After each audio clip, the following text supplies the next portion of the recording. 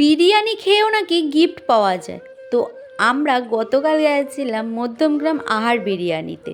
বিরিয়ানি খাও গিফট নাও, এতদিন আমি আনলিমিটেড বিরিয়ানির কথা শুনেছি, কিন্তু এই ফার্স্ট টাইম যে গিফট দেওয়া হচ্ছে বিরিয়ানি নিলে। আমার ভাগ্যে দেখা যাক কি আসে। প্রথমবার তো কিছুই আসলো না, ভিজিট এগেন আসলো, তো দ্বিতীয়বার আমি আবার একটা কুপন তুলে নিলাম। ভীষণ টেনশন হচ্ছিল, এতটাই টেনশন মনে হচ্ছে আমার বিপি পুরো হাই হয়ে যাবে। যা, এবারও হলো না, ভিজিট এগেন অবশ্যই আসবো। আমি কিন্তু ভীষণ ভালোবাসি বিরিয়ানি খেতে। আমার মতো কে কে বিরিয়ানি খেতে ভালোবাসো কমেন্ট করে যাও। তো এখানে নতুন হাঁড়ি তৈরি হচ্ছিল, আমরা এসছিলাম যখন সব বিরিয়ানি শেষ হয়ে গেছিলো। প্রায় টানা 1 ঘন্টা আমরা লাইন দিয়ে পুরো নতুন গরম হাঁড়ি উঠলো। সেখান থেকে আমরা 2টো চিকেন বিরিয়ানি পার্সেল নিয়ে বাড়ির দিকে চলে আসলাম।